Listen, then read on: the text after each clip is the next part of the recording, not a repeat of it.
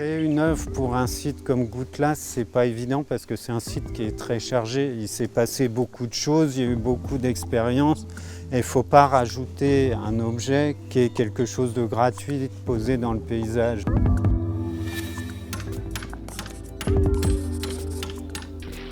Moi, j'aime bien que les choses que je fabrique elles fassent sens là où elles sont posées par rapport au contexte et qu'elles permettent une relecture du contexte, qu'elles renforcent la première lecture qu'on peut en avoir. La sculpture, elle est faite en bois et en métal, donc il y a juste deux matériaux et ce qui m'intéresse, c'est que la quincaillerie, les fixations, elles ne soient pas cachées, qu'on comprenne comment les objets sont assemblés. Garde-corps en métal aussi, je voulais qu'il soit discret, qu'il laisse passer le regard. On étudie l'œuvre de l'artiste telle qu'elle, on l'envoie nous dans un bureau d'études de notre côté pour vérifier qu'elle tient debout, que les contraintes de vent, les contraintes de neige, les contraintes de chargement tiennent le coup. Si tout est ok, on repart exactement sur l'œuvre de l'artiste. C'est quelque chose qui change de l'ordinaire, on est sur une œuvre artistique, donc c'est pas des choses qu'on va faire couramment en entreprise, c'est peut-être des choses qu'ils font qu'une fois dans leur vie. Ah, c'est excellent, ça apprend à tailler les bois sur fiche de taille. Et là, faire un gros chantier comme ça sur fiche de taille, c'est intéressant, on voit pas ça tous les jours. Au niveau technicité, là ils sont pas en autonomie mais quasiment, donc il y a un groupe qui se débrouille un peu tout seul et puis il y a un autre groupe qui va gérer un peu plus tout ce qui est taille.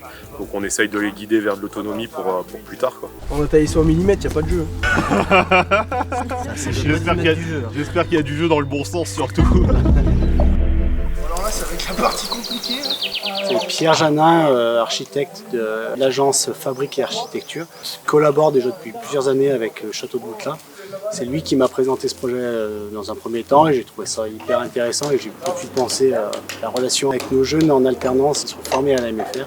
Donc ils nous ont fourni le bois, ils nous l'ont livré directement à l'école là où on a taillé. 3 jours de taille et tout sur fiche de taille, donc là on n'a pas fait en ce qu'on dit en épure, c'est-à-dire tracer les pièces de bois grâce à un dessin au sol. On a vraiment fait ça par rapport à des plans ordinateurs en fait, voilà, grâce à un logiciel de 3D. Et après ils sont revenus le chercher et livrer ici sur place pour que les bénévoles de Goutelas puissent traiter le bois. Et après du coup on fait le levage ensemble. Faut que la tête revienne ici et que le pied là-bas il aille là-bas.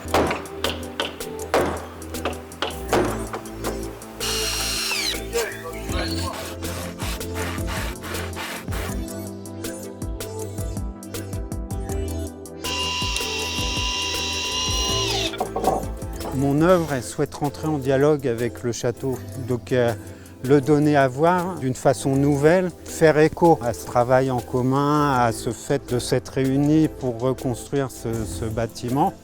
Donc je voulais qu'il y ait cette idée d'élévation, que l'œuvre soit une forme de métaphore de cette énergie collective.